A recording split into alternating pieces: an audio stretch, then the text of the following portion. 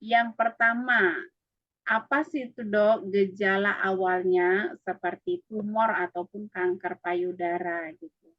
Jadi supaya teman-teman jelas gitu ya merabanya yang mana karena pada dasarnya setiap manusia apa perempuan gitu ya dok. Kalau normal pun kita raba seperti ada gitu kecil gitu. Apakah Ya. itu mulutnya atau apanya gitu. Itu sering sekali kita membuat jadi apa namanya abai gitu. Mungkin biasa aja itu normal aja. Gimana sih gitu. Baik Kak Suhur. Baik, saya akan mencoba menjawab ya Kak Suhur.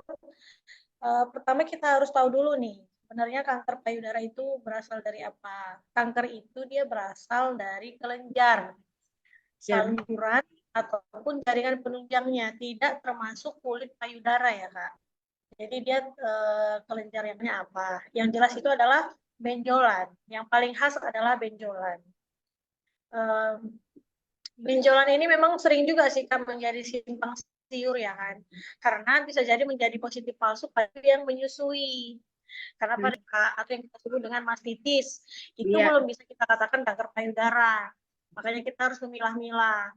Yang kedua itu ada perubahan di kulit payudaranya.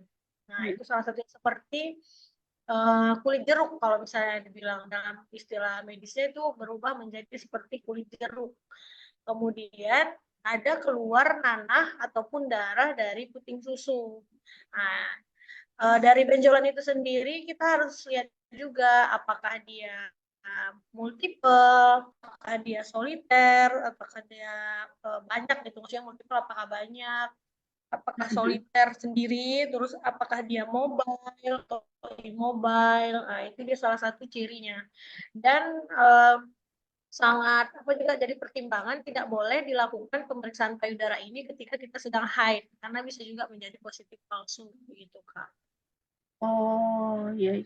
Berarti pada saat haid emang hormonnya lagi meningkat, itu bisa seperti ada nanti draba, Iya, ada benjolan-benjolan gitu ya, Dok? iya, makanya dua kan kita harus lihat apakah dia pada saat menstruasi atau sedang masa menyusui.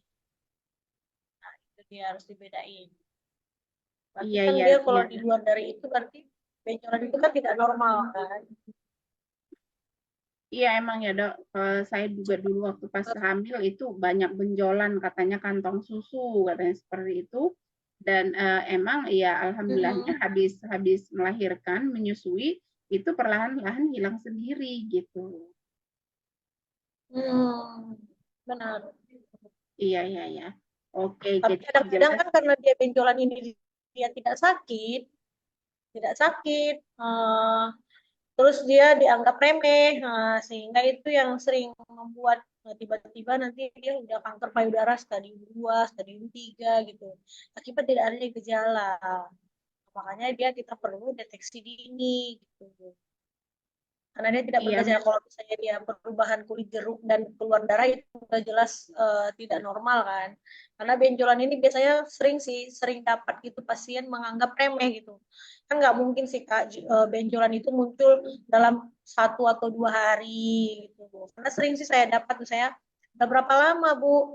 Udah seminggu ini mungkin. Nggak mungkin dia dalam 1 minggu itu langsung sebesar misalnya apa ya saya bilang ya Kak, bola telur pingpong, nggak puyuh ya. mungkin. Itu Mhm. sudah berbulan-bulan. Mungkin karena dia tidak ada gejala ya udah dibiarin aja begitu. Oh iya, jadi emang ya dok banyak yang memang seperti itu membiarkan karena nggak ada merasa nyeri, nggak ada sakit gitu dibiar-biarin. Tapi ternyata apakah semua benjolan itu berpotensi untuk kanker dok? Kalau misalnya semua benjolan berpotensi kanker, enggak juga. Tapi kita mengetahui itu dia bakalan menjurus ke kanker atau ke tumor, kita harus melakukan pemeriksaan lanjutan namanya Kak. Kita harus melakukan pemeriksaan biopsi namanya. Karena kalau misalnya sebelum dibiopsi kita belum tahu tuh apakah dia memang dia jenisnya tumor jinak atau dia tumornya dia ada benjolan di luar kulit. Nah, terkadang kan ada kelenjar-kelenjar seperti itu. Biasanya sih tidak berpotensi kanker gitu. Tapi kalau misalnya dia berada di bawah kulit, nah, di bawah kulit, kita harus melakukan biopsi terlebih dahulu sih Kak, untuk mengetahui apakah dia ganas ataupun jinak. Oke, Dok.